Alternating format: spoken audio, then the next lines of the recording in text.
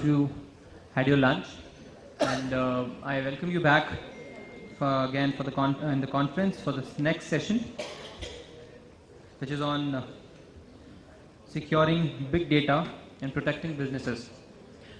And I request my team to get all our guests in the hall for this session.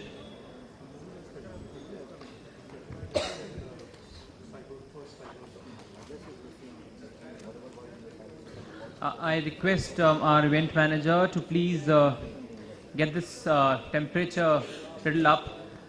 The hall has become a bit cold. So now to start with this session, I will invite our panelists on stage. I'll start with the moderator of this panel, Mr. Amit Sharma, Additional Director, Office of Secretary Defence, Research and Development, and Scientific Advisor of Defence Minister, DRDO, Government of India. I request all of you to welcome Mr. Amit Sharma with a round of applause on stage. Sir, please. Then I invite Mr. Amit Sharma, but he is Special Secretary of Jammu and Kashmir Government, and please welcome him with a round of applause.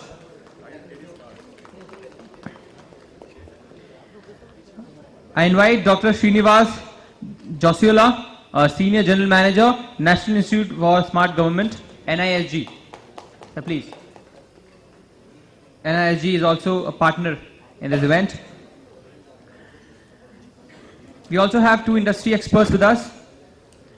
I invite them on stage. I request Mr. Anubhav Tyagi, Senior Solution Specialist, India and SAARC SafeNet, to please join. Please welcome me with a round of applause. Also, I request Mr. Shrikant Chitole, Senior Director, Business Development, Symantec, to join us.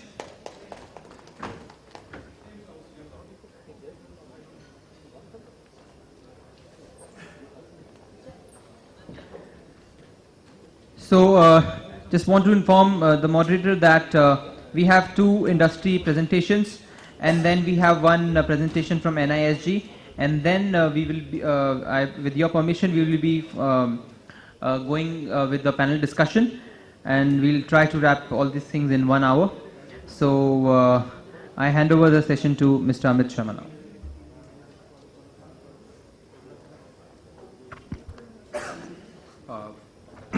Good afternoon.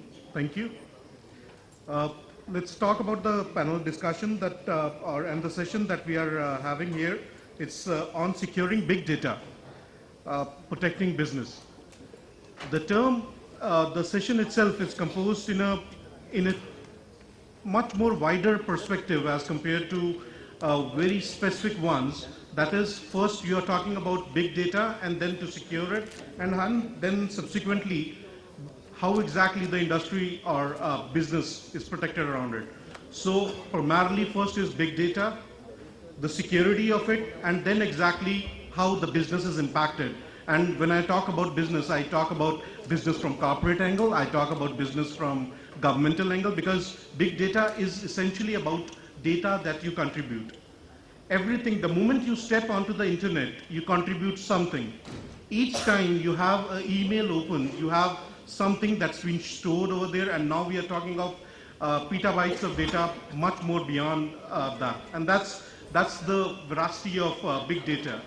If you look at what exactly the big data started off with, it started off with the notion of huge quantities of data, primarily structured and unstructured ones, started from a technical viewpoint to formation of a distributed file system and subsequently distributed operating features in terms of computing aspects, and then clubbing both of them so as to provide certain application aspects to it, with primarily classification based on the value or the quantum of data, the velocity the parameter for the speed in which it is created, and the veracity of it, and subsequently the content, the quantum of the kind of content that is part of it.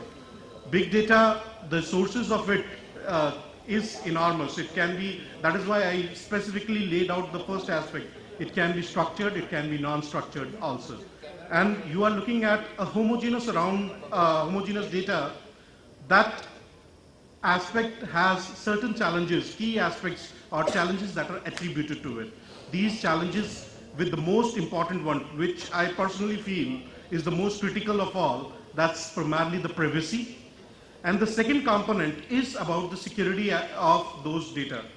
So if we start for it, I would rather start with the first technological presentations that are laid out over here about the industry participants who will be telling us that how exactly they are geared up in order to provide for the securing of this huge amount of, this phenomenal amount of data, and where exactly their challenges, their key threats, what are the key threat landscape that they are addressing to, and how they are addressing to, whether the classical approaches of parameter security is enough, which to the best of my knowledge is not, or you are looking at unconventional modes of, criteria such as fully homomorphic encryptions, attribute encryptions, those kind of scenarios specifically to look at fine-grained access control. So I'll first invite Mr. Anubhav Tyagi. He's a solution specialist from SafeNet to speak about how exactly, what are his perspectives about big data security.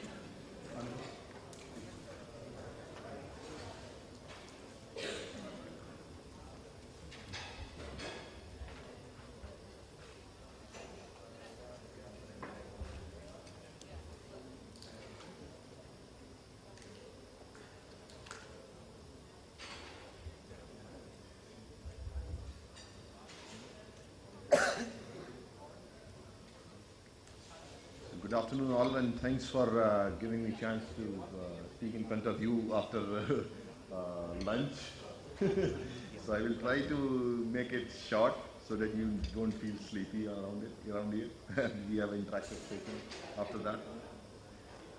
So as is already mentioned, that ICT has is playing a major role, in growth of our country, and it is being an integral part of each and every project, you can say, each and every project, each and every services we are delivering to the citizens and all. So to start with, I was just coming and I thought of taking this line from, I was surfing around and I got this. So cybersecurity, as it is an event in security, so and security is the most important part when we are having lots of data around, which is being collected, shared and all for different kind of purposes. So cybersecurity is a serious business that deserves serious attention at the highest level of organization, every organization. And the four biggest challenges the tech industry faces in coming years are security, security, security and security. So 2014 was already the encryption year, we mentioned as an encryption year. So 2015 will be implementation of those kind of stuff. Which has been taught in 2014.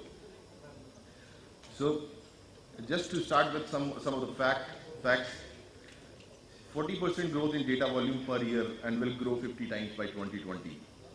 Cloud will play a major role in this. Then we have $28.1 billion rise expected for the IoT market by 2020, which is the next thing you can say. After this cloud big data, and there will be IoT of things which will be there. So there will be sensors all around which will be managed centrally.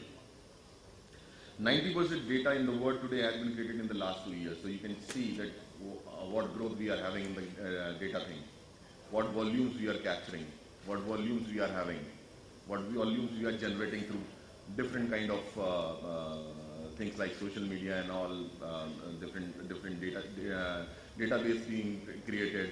We are having the largest database of the world, that is as a UIDI.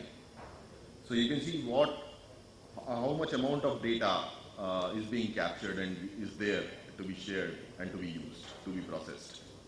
So what it signifies? We are moving ahead to the new technologies. We are moving from mobile, virtual cloud, big data, IoT. But parallelly, the threats are also increasing. And we can see we can see what in the media itself, that what is, we can see the reports, which is hacking reports and all, which is there in the media itself. Last year Target was there, Sony was there, there are multiple breaches which has happened. So as we are moving ahead in the technology, threats are increasing, so we need to think about it, and we need to think new avenues or new ways of securing our data, which is being used for different kind of businesses, services and all. So starting with the benefits of it, means sharing of data is very important, and it gives us, the ICT gives us efficiency, transparency and accountability, which is most important pillars of any kind of good governance. So it cannot be, first of all, it cannot be ignored. We need to use it, so we need to, so that we have this efficiency, transparency and accountability in each and every parts of infrastructure. But having said that, this is important, but all these things which we are talking about is driven by sharing of data. If we have a black box, we are not sharing anything, nothing will happen. We can have two guards in our room and we have data here, and we will not share it. The chances of risk is less. But now we are sharing all around the data. Data is everywhere. Data is in motion, data is in rest. Different services are using data for different kind of things. For different kind of big data is being used for analytics and all, majorly for different kind of purposes. And security and compliance are not the biggest admirer of sharing. So if you are sharing the data, security and compliance are not the biggest admirer of it. When we talk about security, what all those security features are there? Should be there, you can say. So data confidentiality, integrity of the digitized information, non-repudiation and authenticity. All four things are pillars of the security of, when we are thinking about security of data, these are the four pillars which needs to be there. There can be different ways of achieving it, but these are the four pillars which are most important. And this should be, and security should be something on the data itself. And there are compliances. That was the security part. Then there are compliances in place. There is a need of improvement because of the threat landscape. There will be, and it is being working upon. So we have IT Act, we have an amendment and IT rules which defines that what kind of data needs to be protected, what are the data elements which needs to be protected. Then we have multiple controls in ISO 27001, which says that confidentiality and integrity of data is important and needs to be secured. CCA has some guidelines now. Cloud security guidelines is coming up. So there are security aspects and the compliance aspects both, which needs to be thought about. And that is why we need a different mindset altogether. What we do generally is we have a reactive approach kind of thing. That will not do in this kind of threat scenarios. We need to be proactive. We need to think. We need first of all we need to accept that breach will happen. Once we accept, then we can take measures for stopping it. So it is very important to need to have a different mindset. And also the the security approach should be data centric. So anyone who tries to hack your data center, why he want to do that? One is disruption of the services. The second is your data. The data is the one which is at risk. So data centric approach is the one which needs to be adopted. We need to think about how we are keeping our data safe at the core level. Also, security should be thought about as an enabler. For example, we are moving towards cloud, we are moving towards big data. So in cloud, what we are doing is we are keeping our data in a different data center, means in any other premises. So there should be some security features there, adopted there, so that everybody wants to keep their data in that. For example, why we keep our money in banks? Because we feel that in banks our money is safe, secure. So it acts as an enabler. Security should act as an enabler. It should enable more online services and transactions. It should be like the security should be like it should make you free to share data wherever, and you feel you have a feeling that my data will be safe and secure when it is traveling or when it is at rest somewhere else. Enable shared infrastructure. Sharing is being done as a cloud infrastructure. Also, there is being sharing being done. Hypervisor are there, which the same platform is being shared for different purposes. There also this security is needed. And enable the benefit of cloud. Lastly, all these things, whatever services government is providing, is for citizens. And if citizens does not have a trust over it, that my data will be secure, nobody will access it. For example, if we are doing any internet banking, or we are booking the tickets in IRCTC and we are providing our details over it, we should feel secure that my data will not be compromised. So that trust factor is very important.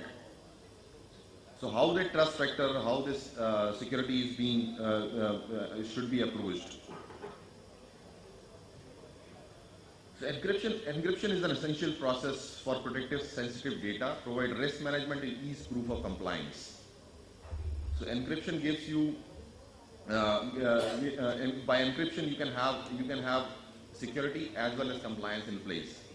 But having said that, not only encryption, adequate encryption in place, adequate policy should be applied, adequate measures should be taken around encryption. Encryption can be done in many ways. So behind every great encryption solution stands a key waiting to be used. That is an encryption key. That needs to be secured in a proper manner. Proper policy should be made, proper guidelines should be followed. And this is just a typical data center levels you can see. There is a physical security, network infrastructure defense, identity and access management, and then there is encryption over the data. So all these levels are important. Nobody can take place on another. All these levels are important. And the ultimate defense which is there is encryption with secure key management. So ICT is playing in a very major role. We are moving towards big data and all. We are using that data for analytics and all. But if that data will not be secure enough, then everything will go haywire. So that is the importance, that is the most important thing which needs to be there, and security should be thought at the initial level itself. When we are thinking about a project, security should be thought in initially itself, not after something happens and then we try amending it. So I just have a small video lastly.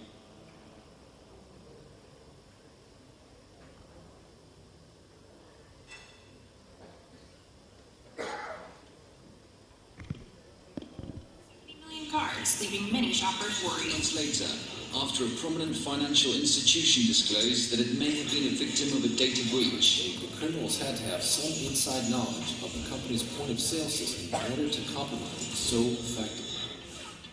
The numbers do not lie. Whether internal or external, breaches are inevitable. It's time for a new approach to security, a strategy where the focus shifts from breach prevention to breach acceptance. Because after all, trying to prevent the breach is ineffective and leads to devastating consequences. By accepting the breach, your organization can create a plan that truly secures the sensitive data. At SafeNet, we don't believe sinking more money into greater perimeter security is the answer. Instead, we believe in a three-step approach that allows you to secure the breach. 1. Locate your critical data and encrypt it. Whether your data resides within physical networks, virtualized environments, in the cloud, or in motion, data encryption will obscure and protect your vital information. 2. Store keys in a vault away from any encrypted data. Then implement a process to limit, rotate, revoke, and reissue keys. In other words, don't store your key under your doormat. 3. Determine who has access to your data. Implement strong authentication of users and establish a verification process. Define user access levels and automate a way to provision, manage, and report on user groups. By implementing SafeNet's three-step approach, encrypting sensitive data, securely managing encryption keys, and controlling user access, you can effectively prepare for a breach. SafeNet is one of the largest information security companies in the world. We are trusted to protect the most sensitive data for market-leading enterprise organizations around the globe. Start protecting your critical data today. Visit SecureTheBreach.com to get started. Thank you very much.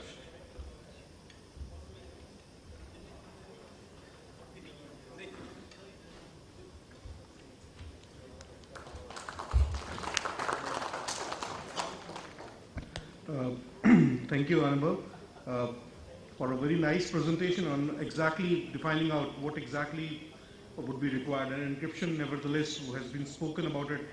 It is the key, but not the only one. Because if you look at into the classical approaches toward encryption, they usually do not fit very well into the big data security component. Why?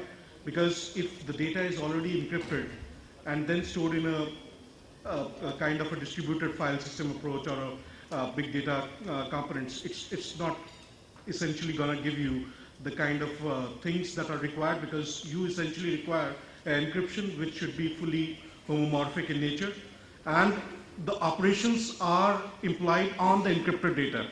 That is the key component of it. It's not about that the data would be decrypted and then the operation would be performed. So operations need to be integrated with the homomorphic encryption, and there is a new paradigm that's been coming out. It's called as the FHE. It's a new form of encryption that's primarily been focused on to the cloud components. Having said certain aspects about what are the security mechanisms, it would be definitely my point that we should call one of a person to give a perspective about how exactly, what a guy from who is maintaining the data. And Dr. Srinivas from NISG would be representing primarily this aspect, that being the custodian of the largest amount of data that is generated by the government. What are the key challenges he is facing in his scenarios, especially in big data, handling of big data, and how exactly he's coping up with it, and what exactly are the policy guidelines he would require where industry can complement him to further enable him in delivering the kind of services that is required as part of the e-governance as well as Digital India initiative. Dr. Srinivas. Thank you, Amit. Good afternoon. Silence. I think we had good lunch. What is it?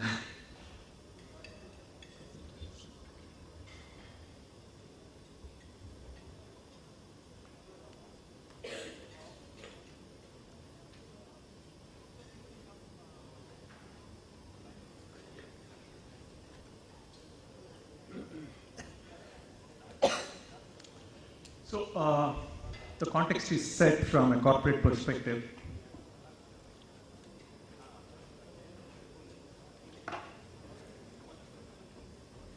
I'll start my presentation with this small clipping from Gartner. Somebody goes to a doctor, says, "Doctor, I have a big problem." Doctor says, "You have a big data problem."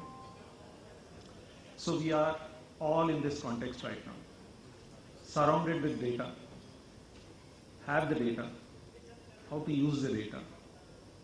This is what we will eventually end up discussing, talking. Again, I'll take these two quotes. Data, data everywhere. And these two quotes say, data is the new oil, data is like crude. It is valuable, but if it is unrefined, it cannot really be used. So, with the data, we have to evolve to information, knowledge, and we need to have a lot of analysis done on the data to draw the insights, inferences, to make decisions which are rooted in the data and are based on evidence that is available in the data.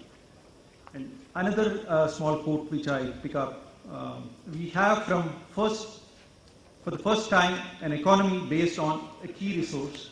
We are a knowledge-based economy. We are moving towards information-based, evidence-based society where we look at this data. If this is not renewable, we have for the first time an economy based on a key resource information that is not only renewable but self-generating. Information, analyze that, you get more information. Right? Running out of it is not a problem, but drowning in it is a problem. So with these two, I would like to start the presentation broadly giving the definition of big data and what is the opportunity in the context, what is the situation in India and little in the developed nations, what are the benefits, and we'll move a little into securing the data and how do we get there. There are quite a few definitions on big data. I have picked up a definition which is a little exhaustive. That is Gartner's 2012 definition, which says big data is high volume, high velocity, and or high variety information assets that require new forms of processing to enable enhanced decision making, insight discovery, and process optimization. This is one definition which talks about the complete value chain. And if you look at it, it talks about the size of the data, the velocity of the data, and finally the information. So when you talk about the volume, we are moving from megabytes to terabytes to zettabytes. When we talk about the variety, structured, unstructured, coming from various directions, and the velocity from batch to streaming to videos to audios to all kinds of data that exists all over. So the challenge is we have invested in it, we have it, how do we use it? So the 3 V's model is what we talk here, which is variety, velocity, and volume. And there is a 4th V, which is a data in doubt, which is called the veracity component. So how do we use it? This is basically the information that exists there where there is no integrity of the data that is out there to use it in the right form. So again, another view of looking at the 4th V is volume, data at rest, data which is in motion, which we get from streaming all these files, and the data that is structured, unstructured, semi-structured, whatever we call it, and the data in doubt. So as a situation, I take 2 definitions. Where are we, what are we, what is the focus in the Indian context? I take one quote or the data that is, or the information that is available presented by EY, where they say that big data is at a very nascent stage in India, but is touted to have considerable potential. Indian enterprises are experiencing considerable technology transformation across infrastructure, applications, and end-user computing. This is due to proliferation of newer devices like smartphones, tablets, and all new gadgets that we talk about, increasing enterprise IT adoption, implementation of government projects. Again, what I picked up is because it talks about the corporate aspect, it also talks about the government aspect, where they talk about huge projects like UIDAI and National Knowledge Network and other related things. Again, adoption of wireless, increased use of online, retail, travel, and banking. And this is one huge sector which has added to the utilization of this data. And again, the focus and the market potential for this from an ASCOM's perspective is big data market in India will grow at the rate of 83% annually to reach 1 billion by 2050. So there's a prediction. So we are there. We have it. As we speak, how is it being used in the government? I take 2 contexts, one in the Indian scenario and one in the American context. This is a small information that is published in Economic Times. PMO using big data technique on mygov.in to translate popular mood into government action. So it is happening even in India. And if you look at the American context, aiming to make the most of the fast growing volume of digital data, the Obama administration today announced a big data research and development initiative. By improving our ability to extract knowledge and insights from large and complex collections of digital data, the initiative promises to help solve some of the nation's most pressing challenges. So there is huge amount of thrust even in the developed economies, and even in the Indian context with the clipping out there, it shows that the data is being used. So again, the context, the world's capacity, good old days, the storage was expensive. Now, even the morning we had speakers talk about penetration of mobile. And I was reading somewhere where it says that if we aggregate the mobile information that is transacted over mobiles, it crosses the data that is transacted over the other means. So it means that the other gadgets have surpassed the traditional gadgets. Again, the modern world generates a staggering quantity of data, and the business of government is no exception. And across public sector, extraordinary quantities of data are amassed in the course of running public services for the transformation of public services. We can take few departments like health, education, passports, licensing, taxation, policing, municipalities, all these for that matter, gather huge amount of the data. And this is presented in the earlier presentation where what are the sources for this data, how we use it, where it comes from.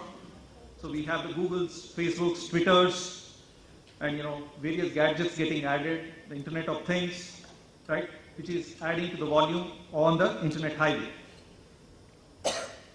And typically corporates use this data. There's a business case. This is to look at the 360-degree view of customers so that they can enhance the products, services which meet the customers' needs. But when it comes to government, how do we use that is a question. So I broadly talk about the landscape of e-government. So we typically have the government to citizen-centric services, government to business and government to government related services, and government to employee within the government. So when we talk about G2C, every individual, every citizen from birth to death, there's a lot of information that is gathered by various departments across the state, center, and together. Again, government to business and government to government. Government to business is again a lot of transaction. One weakest link in the entire chain is there is less interaction between government organizations. Of course, recently it has started and we are seeing encryption and other things and Aadhaar data being used for validation and other related aspects. The data thus generated need to be stored, validated, processed, analyzed, published, retained for a period or permanently, and destroyed. So there are various stages again. You're getting the data, where are you keeping it, and how are you keeping it? So when you look at the opportunity in the government for citizens, businesses, and employees, typically G2C, G2B, and G2E, it makes a lot of sense because the information is available online, transaction online, cutting down the costs, getting responses to the queries, grievances, benefits, and grievance redressal. For government, it is a huge opportunity to transform the services, the way the public services are delivered, and to take decisions rooted in the data, because at the end of the day, decisions are more robust if it is evidence-based or data-based decisions. There is transparency in the process, the speed, the quality, and the productivity gains are immense, less errors, less corruption, frauds, at the end definitely citizen satisfaction for which the government exists. So there is an opportunity, there is a necessity, there is a need. Again, if you look at the citizen-centric services, it is a good business case because when we talk about a citizen, a lot of data is generated, used, stored, created during the various phases of individual's journey in life. Demographics, entitlements, benefits, skills, employment, health records, income, taxes, expenditure, banking, criminal records. These are various ways. But once we have the data which is integrated, it can be of use. But otherwise, we have silos created, again, data generated without being used properly. Again, I want to move to the security component. Finally, when you say data and security, who owns the security? I have to quote Gartner because that is what we respect. So this is a statement which reads as, if I could have a CEO boot camp, I'd say make sure you put security on top of mind to all of your direct reports. Your CFO, your CIO, your HR people, your sales people, and so on. For most businesses today, the product is information and security is the key. So you have to make sure that your top reports understand security as a part of their evaluation. It's not just the CIO's responsibility, it is a part of life for every one of your direct reports. So this means that security is everybody's business in the organizational value chain. It's not that the CIO who handles the complete IT part handles the security piece. So security should start at home. So when you say big data is available all over. So again, government collects a lot of data. But we should have certain fundamental answers which we need to get before we collect a lot of this data, because it is being collected again and again and again, and we are spending a lot of money only in collecting data and storing this data. What data are we collecting? Why are we collecting it? How is the data collected? How is the data being used? If not, why do we collect it? Who is accessing this data? Where is the data stored? How secure is this data? If we can find answers to most of these, half of our government forms will be reduced. Half of the re-engineering is done. How can we deal with all of this data responsibly? At the end of the day, when you're collecting data, you have an ownership and responsibility to keep it safe and secure, because there are privacy laws which will get you on if you don't safeguard the information that is private. So when we look at, again, the context, data collection has a context. Data fields have private information that is published by the users. Data fields have utility context. Data analysis also has a context. Again, it's a cube, right? Why are you doing it? What are you doing it for? What is the intent? If you don't have answers to all of this, then investing a lot of money and effort is waste. The biggest gap in the entire value chain, again, when we talk about security and all that, what is being stolen? It's a piece of information or data, right? It's not the assets, and information or the data flows from one end to the other. It takes paths, right? So it can be intercepted at any point in the value chain before it reaches the end user. So if we can classify the data, I mean, some of these exist even in the government systems and even in the corporates for that matter. But is it exhaustive? Is it enough? One is the classification. Can we classify the data? What is public data? What is confidential? What is secret? Because we develop a lot of IT systems. When I ask the owners typically, who owns this data? They say government. Right? At the end of the day, there should be a neck whom you can catch to say that this is lost. That brings ownership even in the organization. The classification is the biggest policy decision the organizations or the government should take. Ownership, finally where it ends, where it starts, who owns it, right? Storage policy, how long do you store it, where do you store it, access, who uses it, for what reason, should he be given full access, read access, write access, usage policy, why is he using it, data sharing policy, even between organizations, right? You just don't ask for data. Why do you use it for? What do you use it for?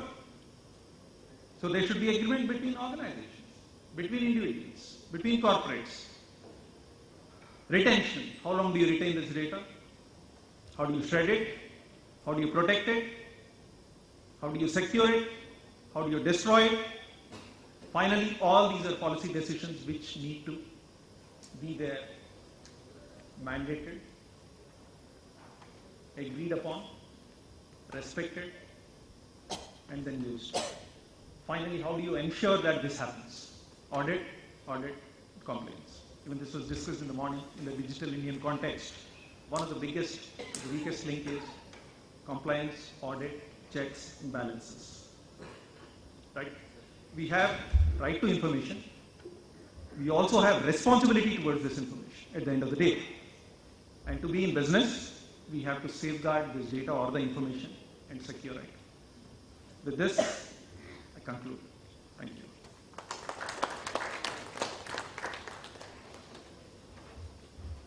Thank you, Dr. Srinivas.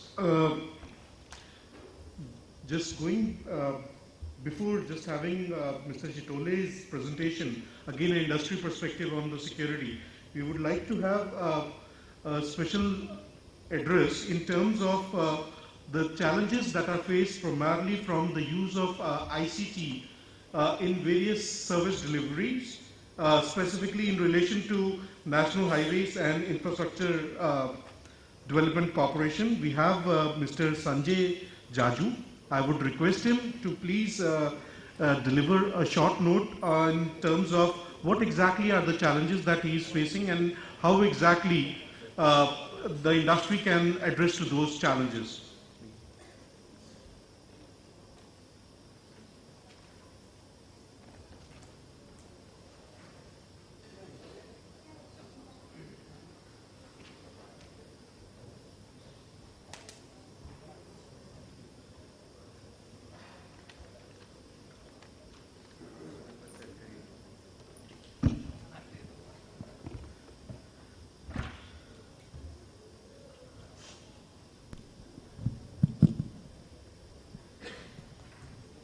Friends, sorry for kind of barging in. I was supposed to speak in the evening, but I have a commitment outside Delhi, so have to come in now.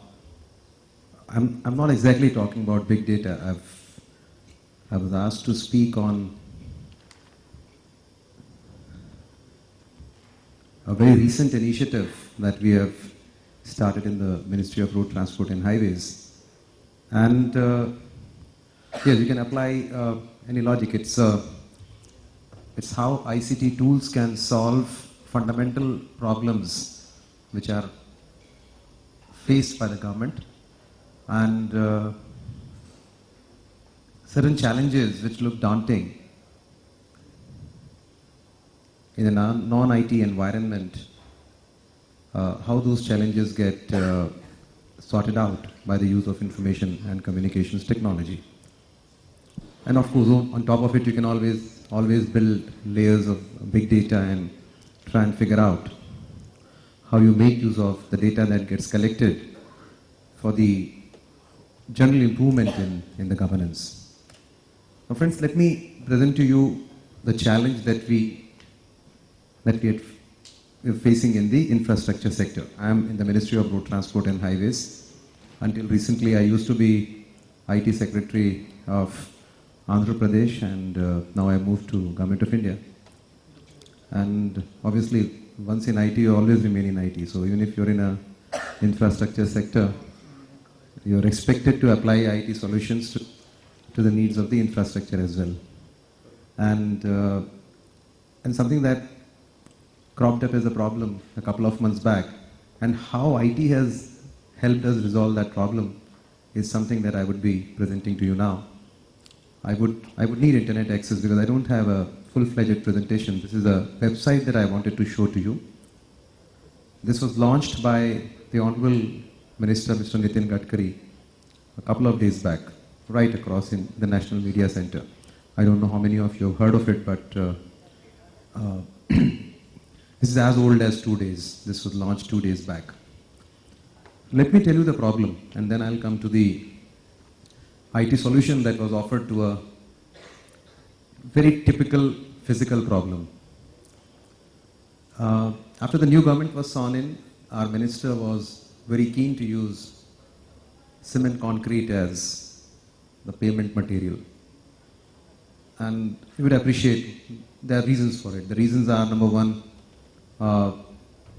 cement is available indigenously, while bitumen has to be procured from, by and large it has to be imported. So cement is an indigenous material, so it goes in sync with that Make in India stuff that we have been talking about.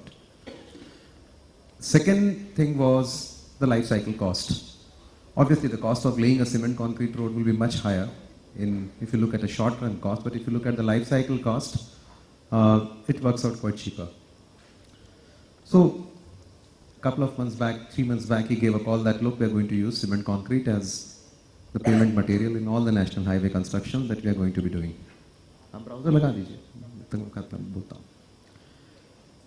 So as you all understand, this is one industry which is a, should not use that word here, but it's a cartelized industry. There are input costs, but the prices have no relationship to the cost. I mean, it's an industry which controls its own prices, despite all the regulations that we have in the system. And you will also appreciate that most of the cement companies are working much below capacity. Many of them work at 50%, 30%, 60%. Actually, if they work at 100%, then you will have twice the cement that you need in this country. And that's the kind of production capacities which we have built in cement in our country. So obviously, the moment he announced that, the cement prices went off the roof. And 30 to 40 rupees was the escalation which happened in a cement bag. So the entire thing came back to square one. On the one hand, we wanted to bring in cement so that we can make use of it. On the other hand, the prices got, because of this announcement alone, the industry jacked up the price. So then we were asked, and in one of those meetings I indicated that why don't we use an IT solution to this? What can be an IT solution? I was just looking at the presentation right now. He was mentioning about G2G, G2B, G2C, and I myself, as IT secretary, done many G2C projects earlier. So this was a slightly different project. It was actually a B2B project that we wanted to do. But as the earlier speaker put G2G stroke C or some such thing, this was actually in the category called as B2B stroke G. The meaning would be that create a business-to-business portal or a platform. And of course, G is involved here because G has to create that portal. G will create that platform. G will create a level playing field. Alright? Okay. So what we came in with a B2B platform, which I would like to show to you. It's a platform that we have created for infrastructure, and of course, initially to start with it was cement, but now you would see that how IT allows scaling up to happen. We started with cement and it still remains to be with cement, but you will find that this can now become a platform which can cater to all the other materials which are required to build infrastructure. Initially, it was to cater to the needs of the Roads and Transport Highways Department of the Ministry. But now you will realize that this portal now is applicable, can be used for the other infrastructure sectors, be it power or railways or aviation or cities or urban or whatever you may call them. So what we did was we have set up a platform. We created a B2B platform, not very difficult to do in an e-commerce age where we have enough capacities. So on that portal, we opened a registration for the cement companies. And we told them, this is a portal which is being created. And this portal will be used by infrastructure providers, contractors, concessionaires, companies, state PWDs, NHI, my company, NHIDCL, and any other infrastructure player who would like to access it. So it is for you to come to this portal, get yourself registered. After the registration process was done, then we indicated to them that, look, this is how it is.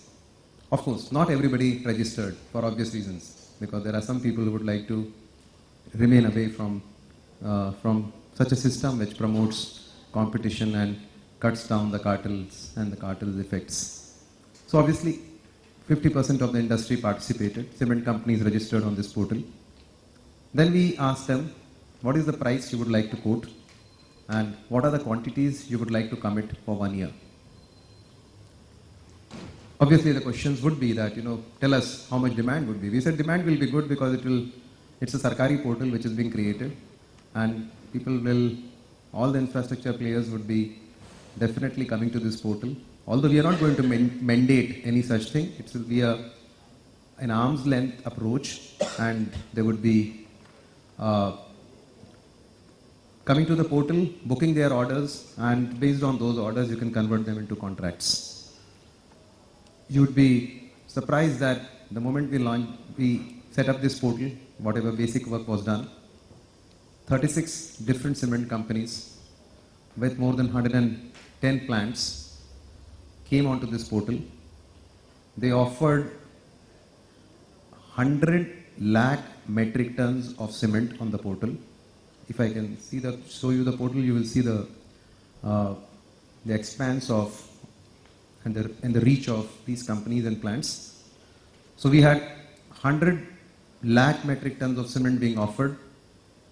And if I show you the prices, you will be pleasantly surprised. These prices range from minimum of minus taxes, minimum of 120 rupees a bag to the upwards of about 220, 230, which is almost 100 to 120 or 150 rupees less than what the regular market is offering.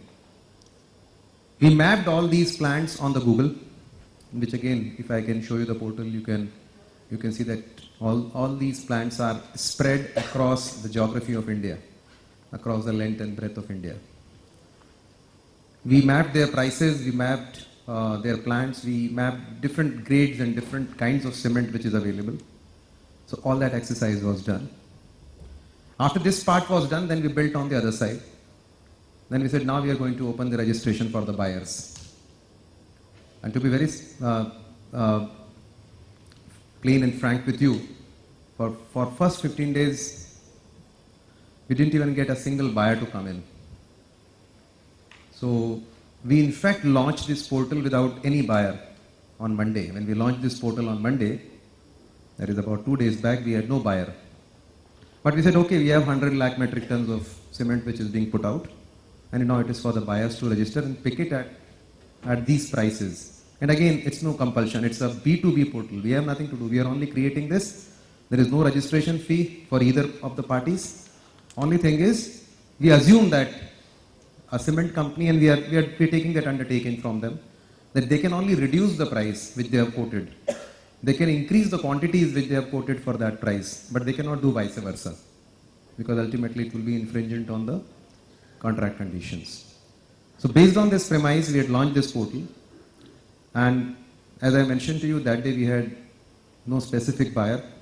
You'll be surprised that in the last 3 days, now today we have 50 people who have registered, 50 buyers, 50 big companies which have registered, and every day this count is increasing.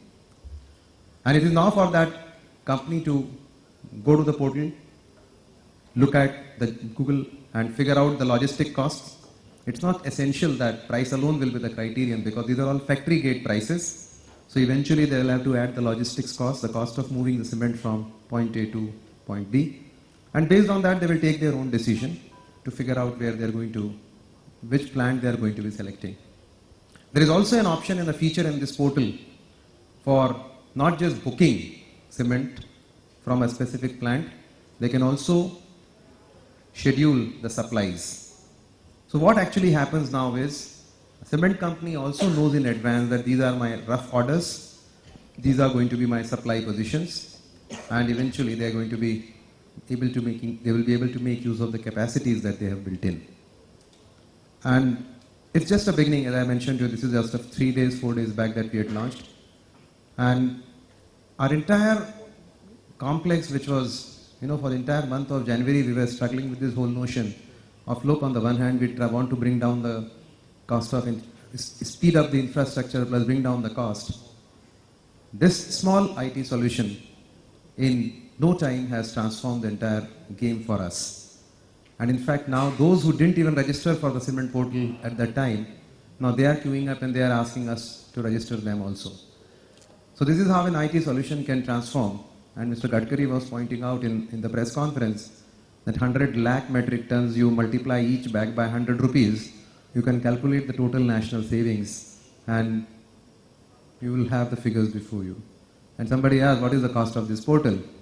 So when he asked me, I said, doesn't even run in lakhs, because it's such a small trivial application. The only thing is, an IT solution can actually,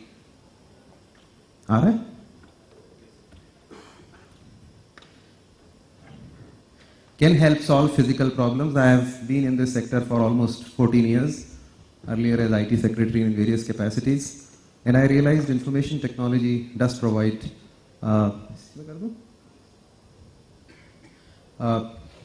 very cost-effective solutions to physical problems.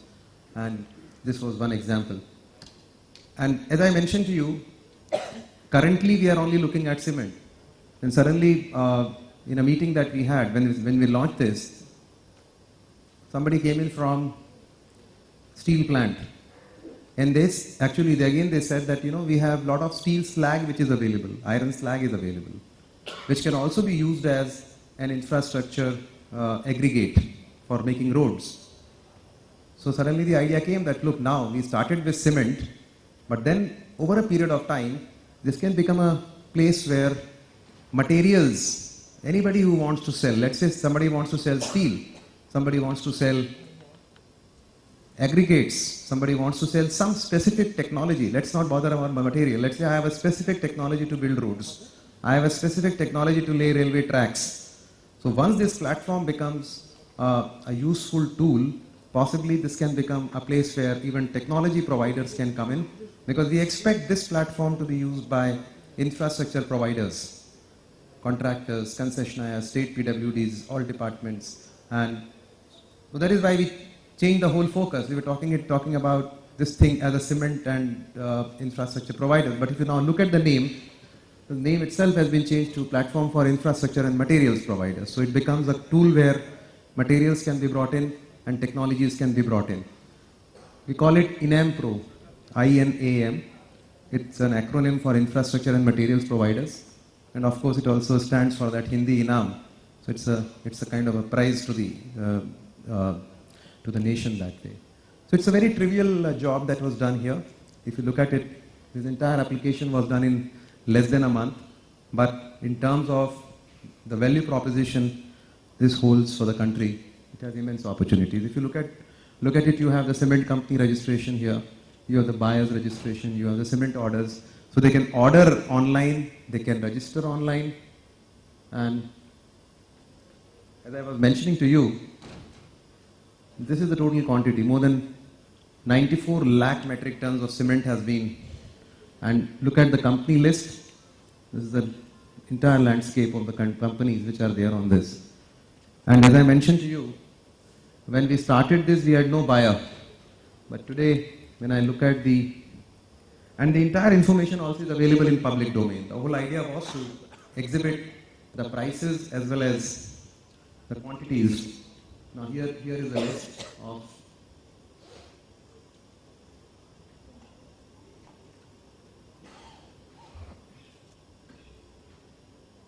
these are the companies now which have come in. More than 40 odd companies have come in. And all the companies along with their plants are now listed here.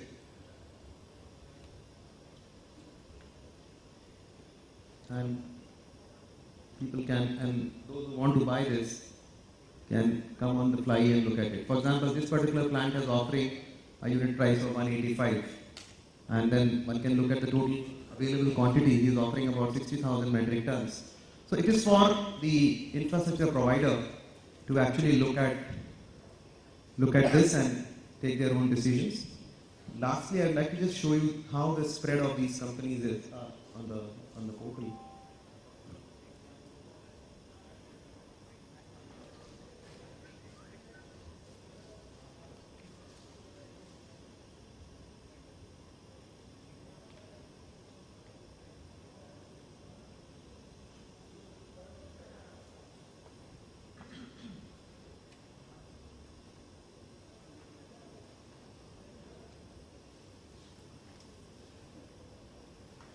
So there are different people who have various logins here, and one can make use of those logins to look at the spread.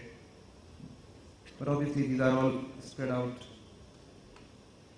across the country.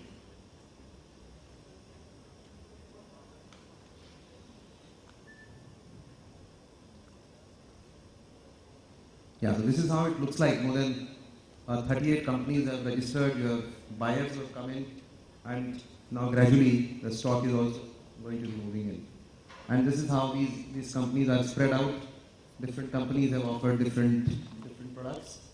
And once the orders are placed in, then we would be able to understand the total movement of the stock and the cost it's going to save for the infrastructure providers like us. So it's a small IT tool that was created to solve a very physical problem, and I just thought would like to share with you, and happy for this conference. And once again, I'd like to apologize for intruding in between a very important session. Big data is also very dear to me. I've been part of the Aadhaar system. I've done multiple blogs on big data. And to be honest with you, even products like this, eventually, once you build in the entire database over a period of time, and if you have appropriate analytics around it, can help solve myriads of problems which are faced by any sector, especially the infrastructure sector where I'm working right now. Once again, my thanks to Ravi and his group, and apologies to the panel, as well as all of you for intruding in and presenting this a small project that we have started in the ministry. Thank you very much.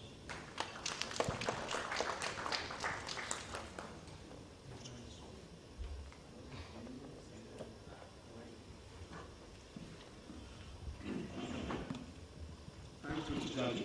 Nevertheless, this project is not directly related to big data, primarily because of the fact that it's more B2B. The moment it scales up to B2C, that's where the quantum of data increases, and then you again land up to a realm of big data. And that's one of the aspects that drops us to the fact that what are the sources of big data?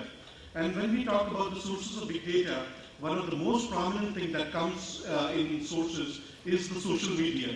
And that's a phenomenal amount of data which has huge national security perspectives that are associated with it.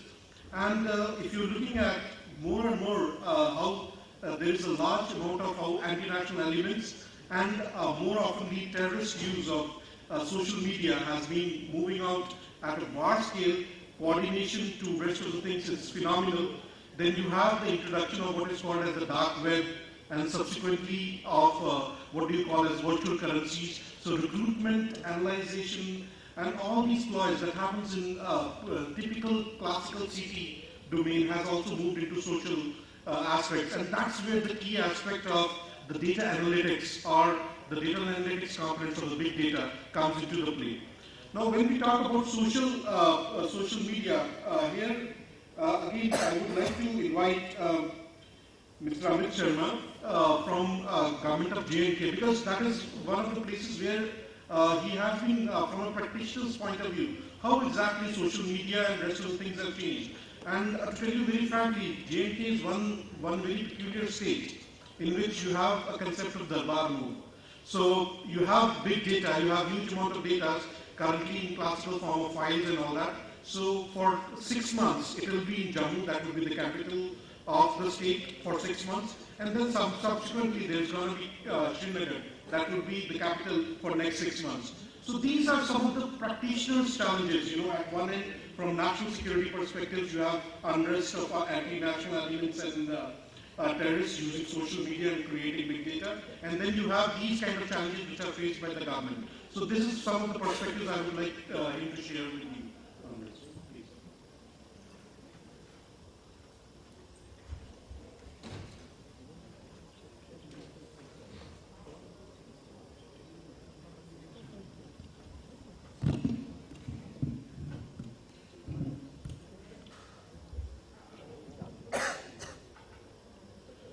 Good afternoon, everybody. Again, it's a post-lunch kind of thing, but I'll try to keep you engaged to an extent. Time is always a constraint. As Mr. Amit was pointing out, government always is a major stakeholder when it comes to big data. A lot of things already have been shared, and few things from the government's perspective I would like to share with you regarding creation of big data, management of big data, storage, and some security sensitive things specifically related to some security sensitive states like ours, Jammu and Kashmir. You see, big data creation is always now possible, especially with a lot of things happening, especially things like UIDI has done wonderfully well, creation of Aadhaar, lot of Aadhaar numbers have already been generated in the country, and now it's basically big data analytics which is into picture, as well as data cleansing exercises are going on, some deduplication exercises are going on, and many other things.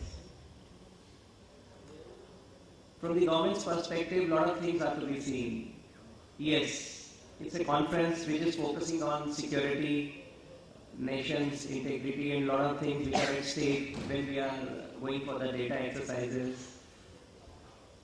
In our state, we faced typical challenges because all the core sectors of ICT, that is telecom sector or other sectors, or even he's very rightly pointing out that social networking places like Facebooks, WhatsApp, and many other things which are there in the business pose more bigger challenges in state like ours. And you must have seen of late a lot of things happening so far as data management is concerned, and sometimes some riders are also put up, like some kind of restrictions or bans are imposed.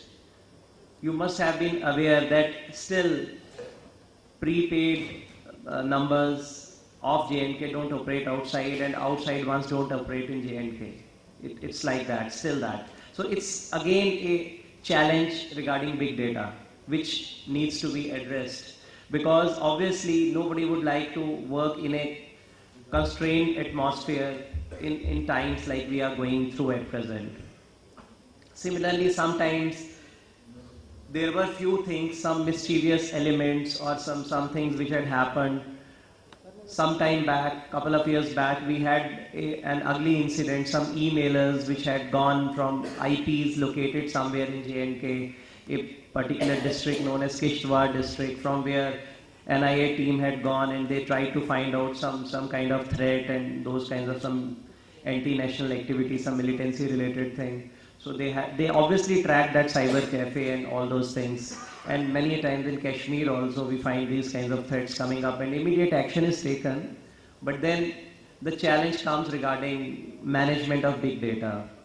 And social networks are always a challenge because you can't manage out. Even at the national perspective, we find many a times these challenges come up all of a sudden. And then when you start controlling it, by that time thing is spread out like a wildfire. So for these particular reasons, data management is still a very big question, and a lot of things go into it. And then we find many a times this corporate sector and many firms also use it, not always for the good reasons, but then it creates a kind of more of nuisance value. Like sometimes it happens that data spreads out, flows, and they start using it for their own reasons or purely for their business purposes. So many a times it doesn't help. So that kind of analytics is very much required and involved, and Amit was rightly pointing out one thing I would also like to add on regarding management of data. Still, state data centers in state like ours are coming up, and we are looking forward to have more crystallized management.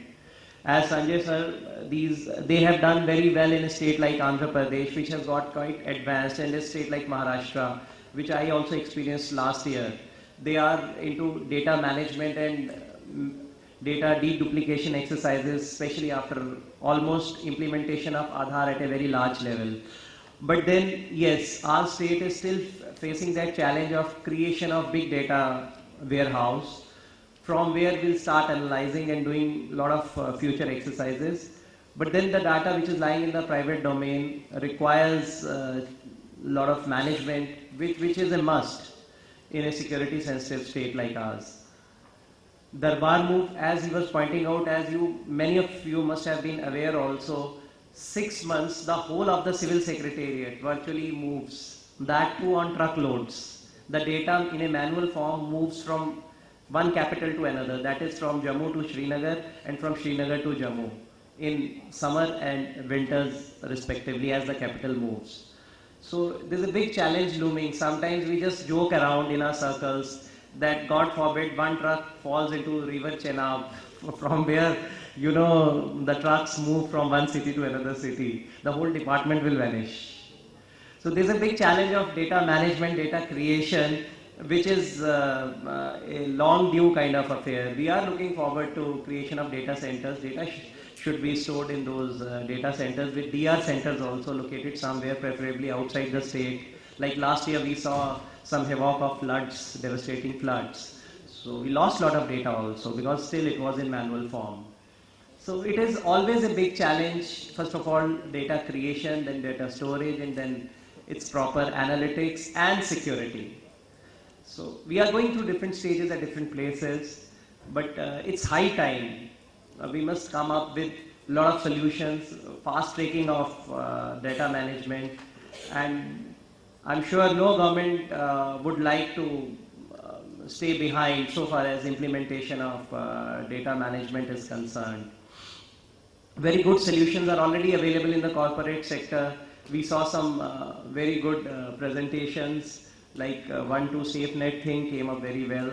Then I'm sure Semantic Solutions and many of these companies, very good examples are already there, and that can be replicated in some laggard state like ours. And very much it is on the cards, and I would like to use this opportunity to tell all you guys in the IT and IT management to just have some kind of exploration of opportunities in state like ours. You can just drop in, see how much is available, and we can create a lot of wonderful opportunities for you guys to get engaged into data management business, because there is a lot of scope there. So I think this is the perspective I wanted to share with you in general about the government side. Rest of the things we already have got, and maybe we have one more presentation from the corporate to finish things off in our session. Thanks for your patient hearing. Thank you, Amit. And as always, the best for the last. Now we had perspectives from every aspects of big data, right from the creation to management, and then to the security issues, primarily focusing on privacy, primarily focusing on the data breaches and other aspects to it.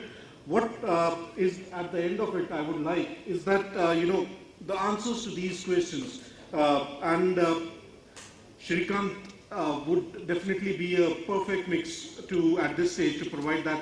What exactly are the answers to these challenging questions and how they can be adhered specifically from the industry?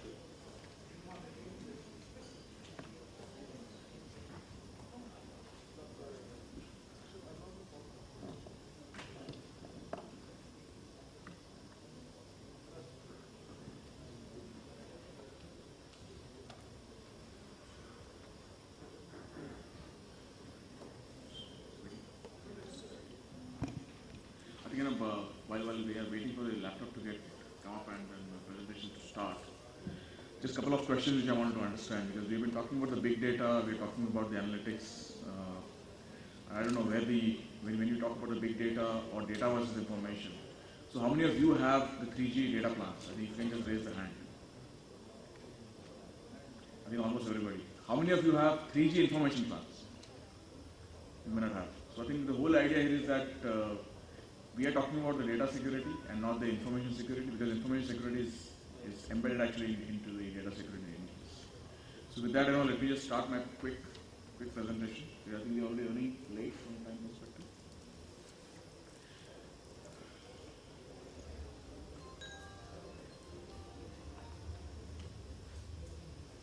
Okay, so I think I'm starting my presentation. It's a very small presentation, and more important is we're talking about the topic, which is securing big data and protecting the business.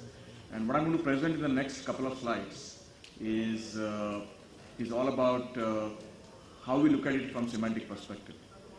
And I'm just going to put our own example in the front to all of you in terms of how semantic looks as a big data, as an overall story.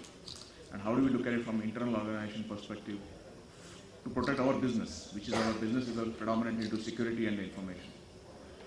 We are the fourth largest software company in the world, in case if some of you are not aware. And most importantly, we are the largest information security company in the world. So naturally, our ownership is much, much higher when it comes to the securing the data and securing the business arising out of this data. So this is our own example which I want to put in front of all of you. This is our infrastructure, what we have today across the globe. We have close to about 240,000 plus sensors. We have about, these are all spread across 200 countries. We have about more than 200 million client, server and gateways. And this is all again spread across the global perspective. Vulnerabilities, total number of vendors we have, where we certify and we work and we interact with them. More importantly is the number of technologies which we basically embrace as part of the big data and the security areas. And of course, the spam and the phishing, I don't have to talk about it, but most important data element here is the 1/3 of the email traffic is, from the email perspective, is what we look at and what we scan on a daily basis. So this is all about a very complex phenomena is what we are going to do from our perspective for our clients. And this is what I wanted to present here actually in front of you.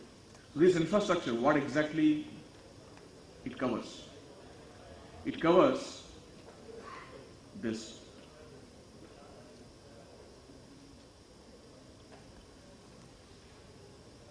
And when you look at actually the total number of programs downloaded, the website visited, and this is what we have. This is our in-house data analytics platform which has been created, and this is what we use. And this is what we use actually to crunch the data and to understand what are the security vulnerabilities, what is happening across the globe for our various clients.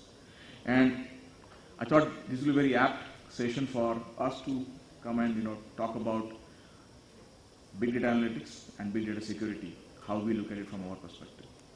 And also it is important for us to look at, when we're talking about the security company as we are, what is that which we do? What is that which we look at?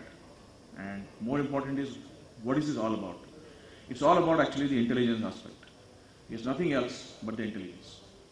So what we gather out of this entire big data analytics, whatever we're doing on a day in and day out basis, is all about intelligence part of it. So analytics, for example, when you're talking about the 1 petabyte data, okay, and information which is really required out of this from analytics perspective is just less than 1 TB. Essentially what you're trying to do is trying to apply the intelligence and come out of it what exactly is needed from the usage perspective. So this is what we do actually from our perspective, and I thought this will be very key. Look at the kind of data which we have. This is the last count which we have, and which we had. We had almost close to about 300 rows, per second, in terms of when we are talking about the big data from our perspective, in order to secure our clients across the globe. That includes the government, that includes the banking sector, that includes the telecom sector, and manufacturing, pharma, etc. everybody. But this is what we have. This is what we have in-house, and this is what we use actually from the analytics perspective in order to come back and secure everybody. So this is in a nutshell, this analytics platform, what we have internally do. So we have got the endpoints, as we all know, we all use endpoints. We have gateways, the honeypots, the global sensor network of ours, and third-party affiliates. So all this which is on the left side, it basically feeds the complete data back to us, and we have the big data warehouse, we have the big analytics platform, and using our security response analyst, we crunch this complete data and come back with respect to the intelligence. And these intelligence feeds, we give it back to the governments, we give it back to our banking clients or telecom clients, in order for them to secure their data centers, their own data completely, in totality. Now how does it help actually? So when you're talking about the virtually every software, every file, good, bad on the planet, whatever we look at it from our side, okay, we look at it from all the angles and we decide their reputation, and then either we decide to block in case if it is bad, if it is good we pass it on, but if it is something which is new, then naturally it goes back to our forensic experts, forensic analysts, and then we look at and investigate any new attack which is likely to get mounted out of this. So this is one of the biggest big data analytics example which we're trying to just put in front of all of you. And we are doing it from security angle in order to secure our clients as well. So it is important that when we understand about the big data part of it, when we understand the analytics part of it, and when Srinivas talked about the complete government data, or even Mr. Jaju spoke about the portal from his perspective, it is important that the security aspects are very, very critical here. But what is important is that the data which actually is entering into the portal and data which is coming out of the portal, or even from the city-centric perspective, NISG, when they are looking at it from the government perspective, the data, what goes in and what comes out, unless until you have the analytics piece of it, and when you are talking about the security on top of it, it won't work. So what are the big data challenges after my example which I have just listed down? This is one of the use cases which I want to use, which I want to show it to you here. One of the financial enterprise customer, I can't name it, but if you look at vertically, there are three areas. From their perspective, they look at the increasing the revenue, they look at the retention, the loss mitigation, and the operational efficiency from their point. But if you look at the horizontally, there are totally 6 areas. And as we have been hearing about the digital marketing social elements, this is a company which basically has a Twitter and the Facebook account. And from the security aspect, we manage it. On the big data aspect, we manage it because we have the Veritas, which is the information management portfolio of ours, and the security portfolio, which is completely on semantic. So that is what actually we look at from their perspective. But is it a big data? The answer is yes. But what are they using it for? They're using it for those 3 vertical pillars. 1, for increasing the revenue. 2, for retaining and preventing the loss and the mitigation aspects. And 3rd, how do they improve their operational efficiency? How do they create their workforce more productive? And if you look at from the horizontal perspective, those are the various areas which have been listed here, right from the data warehousing all the way to the common data platform and data mining. Approaches to the security for big data. I think that has been a topic, and what we have been hearing a lot about the big data, but most important is how do we take the approach to secure it. Broad guidelines I have given here actually, as part of what we feel is right from our point of view.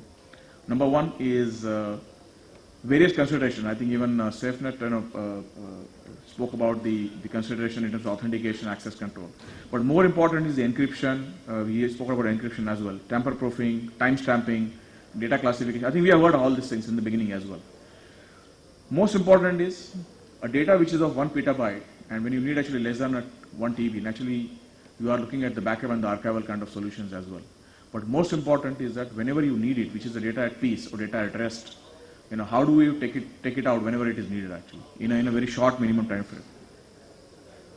These are some of the challenges which I've just listed here. Security for the traditional data warehousing is insufficient, and we must look at the different ways to look at it in a different way. As somebody was talking about the applications part of it, more and more applications are getting rolled out, more and more data is getting created. But application by itself doesn't have a security framework embedded into it. And that's the whole and sole reason when the applications start coming under use, automatically the big data or the data which is coming out of it, which is getting utilized, needs to get secured. And if you look at the Hadoop, or if you were talking about the data warehousing kind of other platforms, biggest element which is normally not really seen, and which is not, if it is not sufficient or sufficient, that debate we can always have it, and as part of the panel discussion we can go ahead and do that discussion. But more important is that yes, there are current mechanisms are not sufficient from whether it is vendor perspective or from the customer perspective. The second area is of course the storage cost. Now the tape library versus now the movement which is happening towards the to flash or others. I think that is also another area which is very important, and I must say that the opportunity for looking at it very, very seriously. Now what is costing this both the areas? One is because you have to keep the big data alive, you are pumping actually a hell lot of electricity, you are pumping actually a hell lot of space, and that is what is also part of your operational cost, and how do we improve this part of it. The other area is of course the storage efficiency. I think I have already spoken about it, but very important is the deduplication. I think somebody mentioned about it. Compression is also another area which we can look at it in order to reduce the overall footprint from the storage point of view, and at the same time it can give you operational cost reduction as well. In summary, I think the encryption, logging, auditing, archiving, risk management, compliance, these are some of the areas which drive the security aspects. Data connectors, again it's mix of between security and the storage efficiency point of view. And the last two are, of course, the big data warehouse or mining focus areas. I think this is where I think I want to end up my presentation with. Thanks a lot for giving the opportunity. Thank you.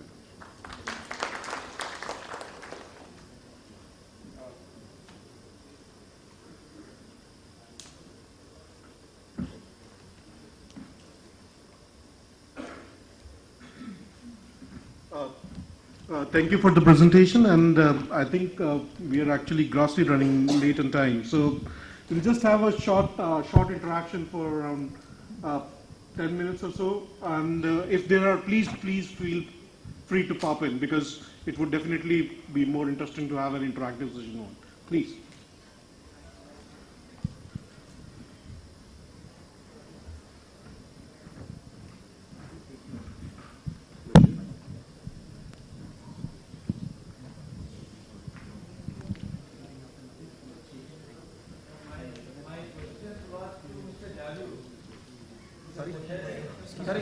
One question before going, I am B.K. Mitra from I2APT. From I2APT, I am a former Joint Director, Police Violence Directorate also. Okay. What I wanted to say, first of all, I congratulate you for a nice designing a portal, very friendly portal and interactive portal. But one thing was coming in my mind, whether of course, Srikanth lastly, he also mentioned it, how secure it is, because suppose if it is hacked by some mischievous person, can it be, the data can be manipulated, what you said that different prices, etc., if it is manipulated, then the entire, this thing will be No, I mean, there's an increasing awareness of security as far as government systems are concerned. I mean, it is hosted in the NIC system, and unless a site is completely security audited, they don't host it in the NIC system, and they have their external protections as well as internal protections for it. So this has been audited, especially from the security point of view. And obviously the data right now is not too big for us to manage. As I said, it's a work in progress. It has just started. You have data coming in from some 150 plants and some 50 buyers, so it's not huge right now. But what will now happen is, over a period of time, there will be more registered users, there will be more registered buyers, and then their transactions, and then their orders, then their deliveries, their supplies. So over a period of time, the data is definitely going to increase on this particular side. And obviously we'll have to, and that's why in fact I was setting up a meeting with my friend there. In fact, next time when he's in Delhi, I wanted to see him so that we can bring in some of those features into the application itself, so that we take care of it. But no site is put on the government system in the NIC system unless it is completely and fully security audited. And certain empaneled agencies do that. To the extent we have no problems on that count. Does that answer your question? Okay. Yeah, so obviously, I mean, as I said, it's a work in progress. It's just, I would say it's not even a version 1.0, it's much below that. But as we go along, obviously the data will build up and we'll have to take care of, because then it involves contractual obligations between two private parties. And obviously right now what we have decided is, although it's an online contract which happens between the two parties, but because of the kind of amounts involved, they would run in crores. Each contract would be worth more than 100 crores. So we have also advised companies that based on the online confirmations, it is for them to convert this into a proper contract as per the Contract Act in this country, so that both parties abide to the contractual responsibilities and obligations. So that also is incumbent upon them. And from our side, we don't look at this portal, we look at it as a very arm's length thing. I mean, there is no, technically, as our role is only to develop this platform. After that, we expect the private parties to, have an internal understanding with the other side as per the Contract Act, and technically we will maintain a complete arm's length approach here. We don't want to interfere in the contracts between two private business entities. So the whole idea is to create this platform, generate awareness about this platform, and that's exactly the reason why I come here, and to create more publicity for it so that more and more people log on to this platform. And the beauty of this platform will increase manifold once there are more players coming in, both from the buyer side as well as the seller side. So then it becomes a complete comprehensive and omnibus platform for all kinds of infrastructure materials as well as the infrastructure providers who come in from the other side. So that's the whole approach. Thank you. So, hello. One question from my side, sir. Yeah. I'm Sanchit Taraiya from ESDS Data Center. Yeah. As you mentioned that I got the information like initially I've seen this portal. The website is hosted somewhere out in New Jersey, right? So like when we are talking about Make in India, the data should be secure enough. Then how the data of Indian companies or the buyers are being hosted on? No, it will be hosted in the NIC server, and as I mentioned to you, there is this 7 days window which NIC adopts after the site is security audited. So from Monday onwards, you will find this. Right now, a mirror is hosted somewhere, and it's being routed through the NIC system. But once the domain is registered and a week's time is given, from Monday onwards, you won't find that. It will be hosted right here in the NIC system. Right. One more question. So as I mentioned to you, the whole time frame was crashed here. So we had to still abide to the time frame as well as ensure that the security of the site is not breached, as well as we respect the 7 days window which NIC gives for hosting various sites. And sir, why we have not chosen any Indian data center for? No, it will be in the NIC data center, so which is in completely, because it's a Sarkari site, so it will definitely be hosted in the NIC system only. It will be hosted in the NIC data center here, and which also has a disaster recovery centers across the country. So it will be managed through the NIC system only. Right. Thank you. Thank you. So I'll again apologize for intruding in, but would like to take your leave as I have a flight to catch. Thank you very much. Thank you, Mr. Jaju. And if there are any other questions that you would like to talk about on big data.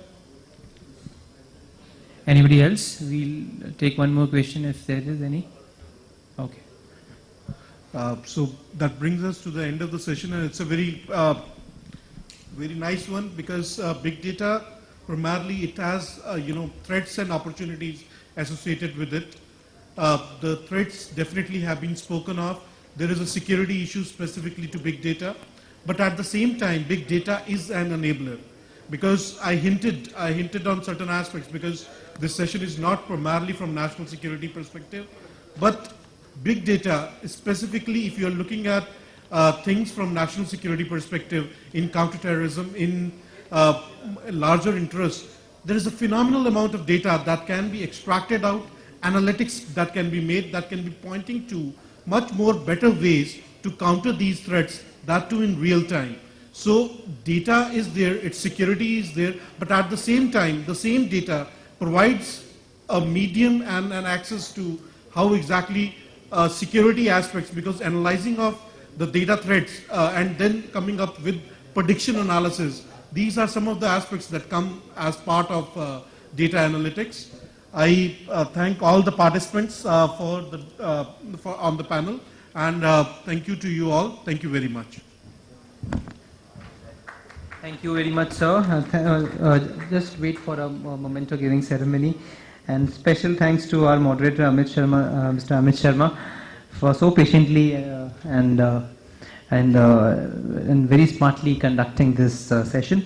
And also very thanks to other panelists. I'll request Mr. Sharma to present mementos to the panelists in the session. To start with Mr. Amit Sharma, Special Secretary, Jammu and Kashmir Government. A round of applause for our speakers, please. Dr. Srinivas Jasula, Senior General Manager, National Institute of Smart Government, NISG. And in industry experts, very good speakers, Mr. Anubhav Tyagi, Senior Solutions Specialist, India and SAARC, SafeNet. So thank you very much for a very crisp and very interesting presentation. And at the same time, Mr. Shrikant Chitole, Senior Director, Business Development, Symantec, for A very informative presentation of him, by him. And then I request Mr.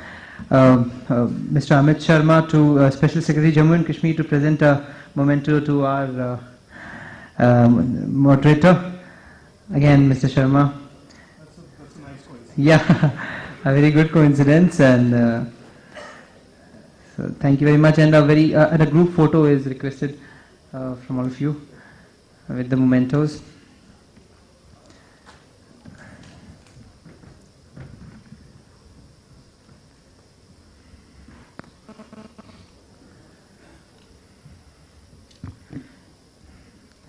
And after the session, now we are starting with without any delay, we are starting with the next session, which will be on ICT for securing national assets, vital infrastructure.